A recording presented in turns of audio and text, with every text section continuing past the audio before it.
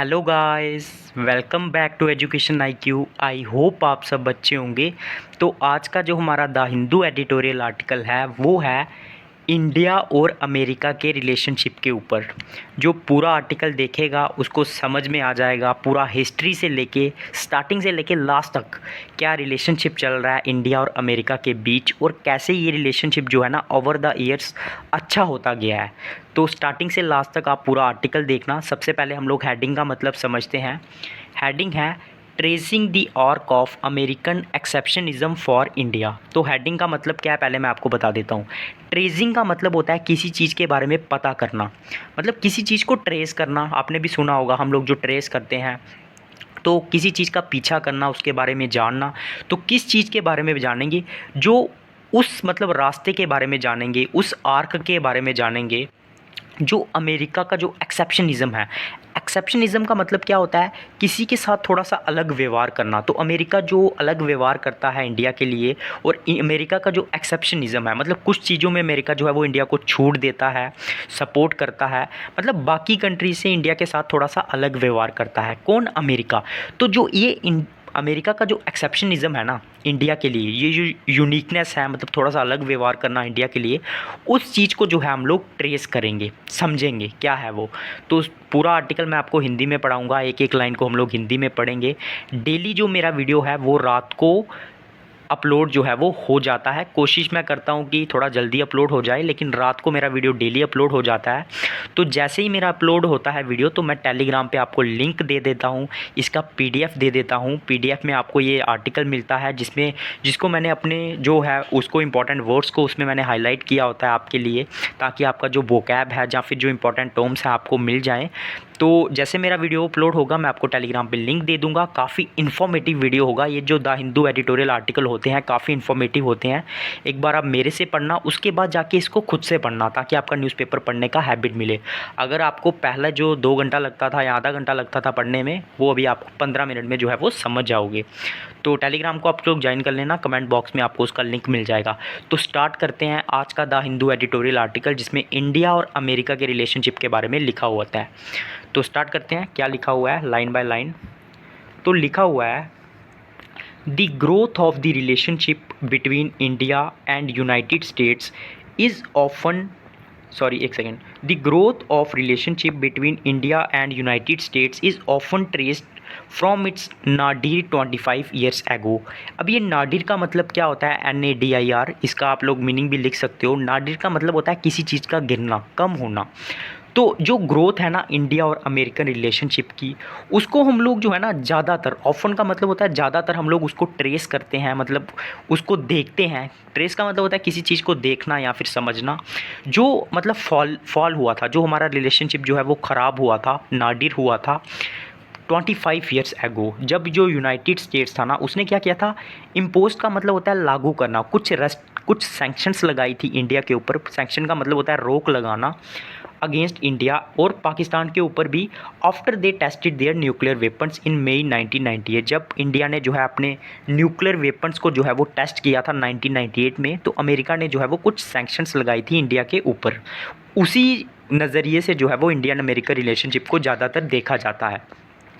Since then the arc of the relationship, उसके बाद जो इनकी आर्क थी, मतलब जो रेखा थी रिलेशनशिप की between India and America, has grown year on year. मतलब सालों दर साल के बाद जो ये मतलब इनकी जो रिलेशनशिप था वो अच्छा होता गया, बढ़ता गया। Some years more than others, मतलब एक साल थोड़ा कम था, उसके बाद ज़्यादा होता गया, इंक्रीज़ होता गया।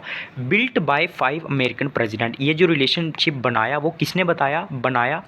5 अमेरिकन प्रेसिडेंट में, जिसमें क्लिंटन थे, जॉर्ज बुश थे, बाराक ओबामा थे, डोनाल्ड ट्रंप थे, जो बाइडेन थे, एंड 3 इंडियन प्राइम मिनिस्टर। इसमें 3 इंडियन प्राइम मिनिस्टर भी इंक्लूड थे, जिसमें अटल बिहारी वाजपेयी थे, मनमोहन सिंह जी थे और नरेंद्र मोदी थे। Over the first 2 decades of 21st century. और ये कब आए थे? जो फर्स्ट 2 डेकेड्स थे, मतलब 2000 से लेके 2010 तक, 2010 से लेके 2020 तक। While the Clinton Vajpayee era give impetus to summit level diplomacy in the relationship, मतलब जो क्लिंटन और जिस समय अटल बिहारी वाजपेयी जो है वो पीएम थे, ये जो एरा था, ये जो टाइम था, उस टाइम पे क्या हुआ, इम्पेटस का मतलब होता है किसी चीज़ को गति देना, मोमेंटम देना। तो उस टाइम पे जो समिट होते थे, जो सम्मेलन लेवल होते थे, ये जो डिप्लोमेसी होती थी, मतलब ये जो राजनीति होती थी इंटरनेशनल लेवल पे, उसको जो है ना मोमेंटम मिला, मतलब बढ़ावा मिला, सबमिट होने लगे दोनों के बीच। लेकिन जो मनमोहन और जिस टाइम पे जॉर्ज बुश जो थे वो यूएसए के प्रेसिडेंट थे, या फिर जो मनमोहन सिंह और ओबामा जब मतलब प्राइम मिनिस्टर और प्रेसिडेंट थे, रिलेशनशिप हाईलाइटेड न्यूक्लियर डिप्लोमेसी। इस टाइम पे क्या हुआ, न्यूक्लियर डील्स हुई इन दोनों कंट्रीज़ के बीच, तो उस वहाँ पे जो है वो न्यूक्लियर डिप्लोमेसी हमने देखी। And the Modi Obama and Modi Trump worked on trade and military diplomacy. और जो मोदी और ओबामा के टाइम और मोदी और ट्रम्प के टाइम, इन दोनों ने काम किया व्यापार के ऊपर और मिलिट्री डिप्लोमेसी के ऊपर, ठीक है। After his visit to Washington in earlier this June, Mr. Modi's meeting with Mr. Biden during his state visit to Washington have led to the two nations forging ahead with technology diplomacy. जब जो Washington था, मतलब उन्होंने जो Biden थे उन्होंने visit किया India में जून को, उसके बाद मिस्टर मोदी की मीटिंग हुई बाइडन के साथ जब उन्होंने स्टेट विज़िट किया वाशिंगटन को, जिसके बाद क्या हुआ, ये दो मीटिंग के बाद क्या हुआ, ये दोनों कंट्रीज़ जो हैं वो फॉरगिंग अहेड, फॉरगिंग का मतलब होता है किसी चीज़ को बनाना, और अहेड का मतलब होता है आगे बढ़ना। तो ये जो दोनों कंट्रीज़ थी, इन्होंने आगे बढ़ने का फ़ैसला लिया टेक्नोलॉजी डिप्लोमेसी के साथ, मतलब टेक्नोलॉजी के ऊपर काम करेंगे, including the unprecedented new promise of transfer of technology. Unprecedented का मतलब होता है जो पहले कभी ना हुआ हो, जो द हिंदू डेली एडिटोरियल देखता होगा उसको पता होगा। इसमें क्या इंक्लूड था, जो पहले कभी नहीं हुआ था, ट्रांसफ़र ऑफ टेक्नोलॉजी का इसमें प्रॉमिस भी शामिल था फ्रॉम दी यूएस। जो यूएस क्या करेगा, इंडिया को टेक्नोलॉजी ट्रांसफ़र करेगा, और इसके लिए इन्होंने एक मेमोरेंडम का मतलब होता है एक एग्रीमेंट भी किया था, memorandum of understanding between General Electric Aerospace और हिंदुस्तान एरोनॉटिक्स लिमिटेड के साथ to produce fighter jets engines for the Indian air force. किस चीज़ के लिए, ताकि जो फायर जेट इंजन्स हैं वो प्रोड्यूस किए जा सकें इंडियन एयरफोर्स के लिए। For India the rapidly rising arc of ties has been seen in terms of shrugging off what Mr. Modi in 2000 called the hesitations of history and of re-announcing the government's Cold War muscle memory in the Indian foreign policy towards the US। तो India के लिए ये जो rising arc है, मतलब ये जो बढ़ती हुई रिलेशनशिप की रेखा है, इसको हम लोग देख सकते हैं किस टर्म्स में। श्रगिंग ऑफ का मतलब होता है रिमूव करना, ख़त्म कर देना। जो मिस्टर मोदी ने कहा था हेजिटेशंस ऑफ हिस्ट्री, मतलब जो पुरानी हिस्ट्री की जो हेजिटेशंस हैं, मतलब जिसकी वजह से हम लोग जो है ना अच्छे रिलेशनशिप बनाने में जो है वो कामयाब नहीं होते हैं। हेजिटेशन का मतलब ये होता है ना कोई रुकावट होना। तो जो पुरानी हिस्ट्री की प्रॉब्लम है उसको जो है वो श्रग ऑफ कर देना, मतलब रिमूव कर देना। इसकी वजह से भी जो है ना हमारे रिलेशनशिप अच्छे हो रहे हैं। तो इस टर्म्स में भी हम इनको देख सकते हैं। एंड ऑफ रीनाउंसिंग का मतलब होता है किसी चीज़ को त्याग देना। The governments cold war muscle memory in Indian foreign policy, और जो हमने मतलब त्याग दिया है, हम लोग भूल गए हैं जो कोल्ड वार के टाइम पे जो हमारी मेमोरी थी। कोल्ड वार आपको पता है ना, जब सेकेंड वर्ल्ड वार ख़त्म हुआ था, मैंने पहले भी बताया है, उसके बाद कुछ कंट्रीज़ जो है वो यूएस को सपोर्ट कर रही थी, कुछ कंट्रीज़ रशिया को सपोर्ट कर रही थी, लेकिन इंडिया के जो जवाहरलाल नेहरू थे प्राइम मिनिस्टर, उन्होंने क्या किया था, नॉन अलाइनमेंट मूवमेंट को बनाई थी, ज्वाइन किया था। मतलब ना तो हम रशिया को सपोर्ट कर रहे थे ना यूएस को, ठीक है। तो उस मेमोरी को भी जो है ना हम लोग जो है वो देख सकते हैं कि हमने उसको रीनाउंस कर दिया है, मतलब उसको हम लोग भूल गए हैं इन Indian foreign policy towards the US. The more important arc however is the shift in the US belief in American exceptionism। सबसे इम्पॉर्टेंट आर्क क्या है, जो शिफ्ट हुआ है यूएस का जो विश्वास था अमेरिकन एक्सेप्शनलिज्म में, उसमें उन्होंने शिफ्ट हुआ है। मतलब एक्सेप्शनलिज्म मतलब किसी चीज़ के किसी कंट्री के साथ अलग से व्यवहार करना, एक्सेप्शन का मतलब पता होता है ना आपको, तो उसमें भी शिफ्ट किया है अमेरिका ने। In other words it is the US decision to make a series of exception specially for India. तो ये यूएस का, यूनाइटेड स्टेट्स का डिसीजन था कि वो एक्सेप्शन मतलब कुछ चीज़ें जो है ना वो छूट देगी इंडिया को, ठीक है। That has been responsible for the big surges in a relationship, जिसकी वजह से क्या हुआ है, सर्ज का मतलब होता है बढ़ना, हमारे जो रिलेशनशिप हैं वो अच्छे हुए हैं, ठीक है। Build as most defining partnership of the century. तो इसको मतलब हम लोग बोल सकते हैं, बिल्ड का मतलब होता है किसी चीज़ को, कोई चीज़ मतलब बोलना, तो उसको हम लोग बोल सकते हैं defining partnership of the century by mister Obama, और मिस्टर बाइडन ने ऐसा किया था। अब हम लोग न्यूक्लियर डील के बारे में पढ़ेंगे। The 1998 just 6 months after the US imposed sanctions on India mandated by the Arms Export Control Act in November, Mr. Clinton signed a waiver to the sanctions on both India and Pakistan। मतलब जैसे ही 1998 में India ने nuclear test किया, उसके 6 month बाद जैसे ही US ने जो है वो सैंक्शंस लगाई, मतलब कुछ रोकें लगाई इंडिया के ऊपर, मैंडेटेड बाय किसके through, arm export control act के थ्रू नवंबर में। तो जो मिस्टर क्लिंटन थे ना, उन्हें एक वेवर साइन किया। वेवर का मतलब होता है किसी कंट्री को कोई किसी चीज़ के प्रति छूट देना। तो उन्होंने कुछ छूट दी जो सैंक्शंस लगी हुई थी इंडिया के ऊपर भी और पाकिस्तान के ऊपर भी। The Bush administration push for civil nuclear exemptions. तो और जो बुश का जो मतलब जो जब बुश प्रेसिडेंट थे, जॉर्ज बुश, तो उनका जो एडमिनिस्ट्रेशन था उन्होंने पुश किया, मतलब उन्होंने क्या बोला कि वो कुछ एग्जेम्पशंस देंगे जो न्यूक्लियर जो सैंक्शंस लगी हुई हैं इंडिया के ऊपर उसके प्रति, ठीक है। Resulted in the Indian US joint statement in 2005। इसकी वजह से क्या हुआ था, इंडिया और यूएस के एक साथ जो है वो स्टेटमेंट्स आई थी 2005 में। A waiver under the non proliferation act. Non proliferation क्या है ना, ये एक एक्ट है जिसमें ये है कि अगर कोई भी कंट्री जो है वो अपनी न्यूक्लियर जो मतलब हथियार है अगर उसको बढ़ाती है तो मतलब वो नहीं बढ़ाएगी। सभी कंट्री ने ये मतलब साइन किया हुआ है, बहुत सारी कंट्रीज़ ने।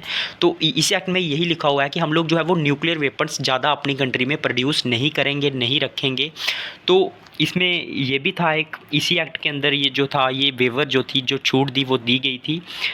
उसके बाद क्या है, the Henry Hyde act and the 123 agreement with India. तो इतने सारे एग्रीमेंट जो है वो इंडिया के साथ हुए, जिसकी वजह से क्या हुआ, which has led to India specific exemptions at the nuclear supplier group in 2008। जिसकी वजह से इंडिया को कुछ छूट मिली, कुछ एग्जाम्पशन मिली।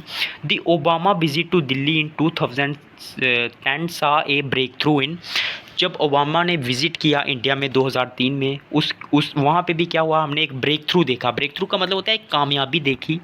किसमें, ये हम लोग देखते हैं, हमने कामयाबी देखी implementing all the weavers of the previous decade to make another set of exemptions for India on export control and high technology trade and transfer under the US।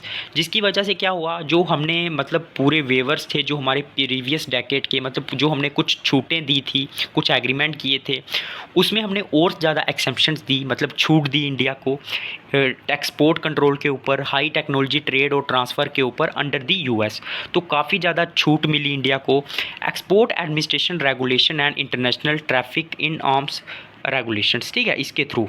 तो ये जो एक्ट थे अमेरिका के, this significance of all this exemptions, मतलब ये जो जितनी भी एग्जाम्पशंस मिली, छूटें मिली इंडिया को, इसका फ़ायदा क्या था, सिग्निफिकेंस क्या था, was that they were made despite the fact that India never joined the nuclear non-proliferation treaty रिज़ाइम।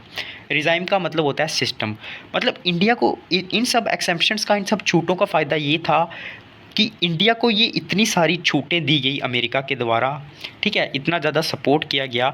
हालांकि फिर भी इंडिया ने जो है ना, जो नॉन प्रोलिफिकेशन एक्ट था, जिसके थ्रू ये था कि कोई भी कंट्री जो है वो न्यूक्लियर हथियारों को नहीं बढ़ाएगी, वो कभी भी इंडिया ने ज्वाइन नहीं किया, लेकिन फिर भी अमेरिका ने जो है वो इंडिया को छूटें दी। तो ये सबसे बड़ा सिग्निफिकेंस था, इसका फ़ायदा था।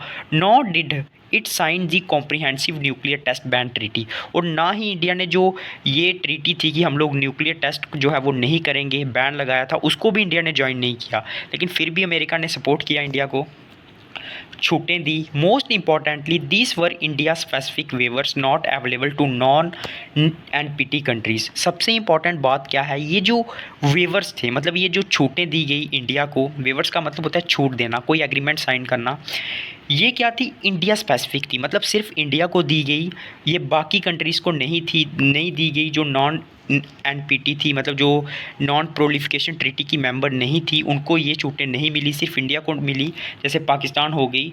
वर crucial indicators of the shift in US alignment in South Asia. तो ये सबसे बड़ा जो है ना एक मतलब इम्पॉर्टेंट इंडिकेटर है जो हमें बताता है कि यूएस अलाइनमेंट है, जो यूएस का मतलब जो रिलेशनशिप है साउथ एशिया में, वो काफ़ी जो है उसमें शिफ्ट हुआ है, बदलाव हुआ है। अब हम लोग रशिया का जो एंगल है ना, मतलब रशिया का क्या रोल है उसके बारे में पढ़ेंगे। Over the past decade the US waivers have been on regulations dealing with Russia. अगर हम पिछले कुछ 1-10 सालों की बात करेंगे तो यो यूएस के जो वेवर्स हैं, मतलब जो एग्रीमेंट हैं, जो छूटें प्रोवाइड करते हैं, कुछ एग्जेम्पशंस देते हैं बाकी कंट्रीज़ को, have been on regulations dealing with Russia. वो उन रेगुलेशंस पे हैं जो रशिया के साथ डील करती हैं, जैसे such as countering America's adversaries through sanctions act. जैसे ये जो एक्ट है अमेरिका के जो दुश्मन हैं, ठीक है, ये जो एक्ट है America's adversaries through sanctions act 2017। The Trump administration avoided sanctioning India for the Russia 7S-14 missile system. तो जो ट्रंप एडमिनिस्ट्रेशन था उसने अवॉइड किया था, मतलब इंडिया के ऊपर सैंक्शंस नहीं लगाई थी जब इंडिया ने S-400 मिसाइल्स जो हैं वो रशिया से मंगवाई थी। बट सैंक्शंस, लेकिन उसने टर्की के ऊपर भी सैंक्शन लगाई थी और चाइना के ऊपर भी सैंक्शन लगाई थी सेम परचेजेस के ऊपर। मतलब इंडिया ने भी 7S-400 मिसाइल्स रशिया से मंगवाई और चाइना ने भी मंगवाई, टर्की ने भी मंगवाई। टर्की और चाइना के ऊपर यूएस ने बैन लगाया, सैंक्शंस लगाई, लेकिन इंडिया के ऊपर नहीं लगाई। इन 2022 the US house of representative pass the Khanna amendment. तो 2022 में यूएस ने खन्ना अमेंडमेंट पास किया था, विच if made law would exempt India entirely from the CAATSA sanctions। अगर ये मतलब लॉ इम्प्लीमेंट हो जाता तो ये इंडिया को एग्जेम्प्ट कर देता, मतलब छूट दे देता पूरी जो CAATSA सैंक्शंस लगाई हुई हैं उससे, ठीक है। तो in the wake of the Russian war in Ukraine, मतलब जो रशियन वॉर चल रहा है यूक्रेन में, US has ruled out secondary sanctions against India. तो यूएस ने कुछ सेकेंडरी सैंक्शंस लगाई, कुछ रोकें लगाई इंडिया के ऊपर for its considerable oil import और डिफेंस एंगेजमेंट फ्रॉम रशिया। क्योंकि इंडिया जो है वो ऑयल इंपोर्ट करता था, लाता था कहाँ से, रशिया से, ठीक है। This is indeed an exception, लेकिन इसमें भी वास्तविकता में अगर आप देखोगे ना तो इसमें भी एक एग्जेम्पशन है। Considering that mister Biden ordered sanctions in 2022 on even German entities for the Nord Stream 2 pipeline। क्योंकि जो मिस्टर बाइडन है ना उसने ऑलरेडी सैंक्शंस लगाई थी 2022 में, जो जर्मन की जो एंटिटीज़ हैं, कंपनीज़ हैं, जो कि नॉर्ड स्ट्रीम 2 पाइपलाइन के ऊपर जो है वो काम कर रही हैं। मतलब ये पाइपलाइन है रशिया से लेके जर्मनी तक, गैस पाइपलाइन है, तो उनके ऊपर भी जो है मिस्टर बाइडन ने सैंक्शंस लगाई थी 2022 में। के लिए तो सिर्फ ऑयल इंपोर्ट के ऊपर सैंक्शन लगी, ठीक है। Finally there are international religious freedom act exemptions that the US has accorded India for the past 4 years. इसमें इंटरनेशनल रिलीजियस फ्रीडम एक्ट भी है जिसमें कुछ एग्जेम्पशंस हैं, मतलब कुछ छूटें दी गई हैं यूएस ने इंडिया के ऊपर, ठीक है। इंडिया हैज़ अकॉर्डेड, अकॉर्डेड का मतलब होता है देना इंडिया को, पिछले 4 सालों में। Despite repeated recommendation from the US commission on international religious freedom to place India on the list of countries of particular concern which includes China, Russia, Iran, Saudi Arabia, Pakistan and Myanmar, the State Department has not complied. Complied का मतलब होता है किसी चीज़ का ओबे करना, कहना मानना। हालांकि जो यूएस का जो कमीशन है ना उसने बार बार रिकमेंड किया है कि इंडिया को जो है ना उन कंट्रीज़ में प्लेस करो जो सबसे ज़्यादा, मतलब रिलीजियस के मामले में सबसे ज़्यादा कंसर्न है, मतलब सबसे ज़्यादा चिंता का विषय है, जिसमें चाइना, रशिया, ईरान और सऊदी अरबिया, पाकिस्तान, म्यांमार शामिल है। लेकिन स्टेट डिपार्टमेंट में ऐसा कुछ भी नहीं किया, इन सब चीज़ों को फॉलो नहीं किया, ओबे नहीं किया। It is pertinent. पर्टिनेंट का मीनिंग अगर आप लोगों को लिखना है तो आप लोग लिख सकते हो, नहीं तो आप सुन भी सकते हो। पर्टिनेंट का मीनिंग होता है कि किसी चीज़ को जो है ना मतलब इम्पॉर्टेंट मानना। इम्पॉर्टेंट ही आप लोग जो है ना इसको एक किस्म से जो है वो देख सकते हो। इट इज़ पर्टिनेंट मतलब ये इंपॉर्टेंट है, नोट करना। All this exemptions have been made for India, मतलब ये जितनी भी छूटें दी गई हैं ये सिर्फ इंडिया को दी गई हैं। Despite it's डिसएवोबल। डिसएवोबल का मतलब होता है किसी चीज़ को डिनाई करना, मना कर देना। हालांकि इंडिया ने जो है वो मना किया है to ever becoming a ally, मतलब कभी भी जो है इंडिया ने अमेरिका का दोस्त बनने की कोशिश नहीं की है या फिर अलायंस पार्टनर बनने की कोशिश नहीं की है। And in spite of its strong ties with US adversaries such as Russia and Iran. और इंडिया की जो है वो दोस्ती भी है जो अमेरिका के दुश्मन है, जैसे रशिया हो गया, ईरान हो गया, लेकिन फिर भी जो है अमेरिका जो है वो इंडिया को सपोर्ट करती है, छूटें देती हैं। The exceptions have become have come without India accepting conditionalities on cutting ties with these adversaries। ये एक्सेप्शंस मतलब इंडिया को तब मिली हैं जब इंडिया ने मना कर दिया है कि हम लोग जो है ना, जो हमारे जो आपकी जो अमेरिका की जो एडवर्सरीज हैं, जो दुश्मन हैं, उनके साथ जो उनके रिलेशन है उनको वो नहीं तोड़ेंगे। Withdrawing from grouping such as Shanghai corporation, और ना ही वो विदड्रा करेंगे मतलब पीछे हटेंगे जो शंघाई कोऑपरेशन ऑर्गेनाइजेशन ग्रुप है, या फिर जो ब्रिक ग्रुप है जिसमें ब्राज़ील, रशिया, इंडिया, चाइना और साउथ अफ्रीका शामिल है, और जो चैलेंज पेश करता है यूएस के लिए, यूएस यूरोप का जो वर्ल्ड ऑर्डर है उसके लिए, और any of commitment to join US military operations, और ना ही इंडिया ने कोई कमिटमेंट की है कि वो कोई यूएस मिलिट्री ऑपरेशन शामिल करे मतलब ज्वाइन करेगा। And they have been granted even through very few commercial contract have fructified for US companies, ठीक है। और ये जो कंट्रीज़ है ना, इनको ना ही कोई मतलब इनको बहुत कम कॉन्ट्रैक्ट मिले हैं यूएस के लिए, यूएस की तरफ से, ठीक है, चाहे वो किसी भी चीज़ में हो, सारी कंट्रीज़ को जो है वो कम मिले हैं। अब हम लोग एक पर्सपेक्टिव की बात करेंगे। पर्सपेक्टिव का मतलब क्या होता है ना, एक ओपिनियन, मतलब एक किसी चीज़ को समझना। पर्सपेक्टिव मतलब नज़रिया। Why the US institutionalized such a broad-based waiver policy for India over the 2.5 decades? मतलब यूएस ने जो है ना वो ऐसी जो है वो पॉलिसी क्यों बनाई हुई है पिछले 2 डेकेड से, एक वेवर मतलब जिसमें छूट दी जाए, तो ऐसी पॉलिसी इंडिया ने क्यों बनाई हुई है इंडिया के लिए पिछले 20 सालों से? The first reason is obviously ये promise of ties with India the world most populous nation. पहला कारण ये हो सकता है कि इंडिया ने जो है मतलब इंडिया जो है वो सबसे पॉपुलस कंट्री है, तो उसका फ़ायदा लेना चाहता है अमेरिका। सेकंड है that he has been an inclusive, और जो इंक्लूसिव है मतलब जिसमें सारा कुछ पाया जाता है, हर धर्म के, हर जाति के लोग पाए जाते हैं, जो कंप्लीट कंट्री है। प्लूरलिस्टिक है मतलब हर तरह के लोग रहते हैं, हिंदू हो, मुस्लिम हो, ठीक है। For most of its history as a republic with a record in non proliferation, और उसका एक रिकॉर्ड भी है नॉन प्रोलिफरेशन में, मतलब उसने कभी भी नॉन प्रोलिफरेशन एक्ट को ज्वाइन नहीं किया। Where there are concerns on these issues the US calculation is that expressing them is unproductive, ठीक है। लेकिन मतलब ये जो कुछ इश्यूज़ हैं, कुछ जो इश्यूज़ हैं, लेकिन ये यूएस जो इसको समझता है ना, वो समझता है कि इन सब को एक्सप्रेस करना मतलब अनप्रोडक्टिव है, उससे कुछ फ़ायदा होने वाला नहीं है। In Mister Obama's contentious interview to CNN last week, contentious का मतलब होता है कंट्रोवर्शियल, काफ़ी मतलब जिसमें कंट्रोवर्सी हो, तो पिछले वीक ओबामा ने एक इंटरव्यू दिया था, उसमें उन्होंने कहा था he dealt with China President Jinping and Mister Modi on the Paris climate accord despite concerns on authoritarianism. Authoritarianism का मतलब क्या होता है मैं आपको बताता हूँ। ऑथोरिटेरिज्म का मतलब होता है मतलब जिसमें जो है ना लोगों का जो फ्रीडम है उसको कम करने की कोशिश की जाए। तो प्रेसिडेंट ने बोला था ओबामा ने कि उन्होंने डील किया था चाइनीज़ प्रेसिडेंट के साथ और मिस्टर मोदी के साथ प्राइमेस जो पेरिस क्लाइमेट अकॉर्ड हुआ था। हालांकि उनकी जो है वो कुछ चिंताएं थी ऑथोरिटेरिज्म के ऊपर भी, मतलब वहाँ उन ये जो कंट्रीज़ हैं यहाँ पे जो है ना लोगों का फ्रीडम को भी प्रॉब्लम हो सकती है क्योंकि उनकी साइज़ की वजह से, उनका साइज़ काफ़ी बड़ा है। Second, there is India's attractiveness as a economic market.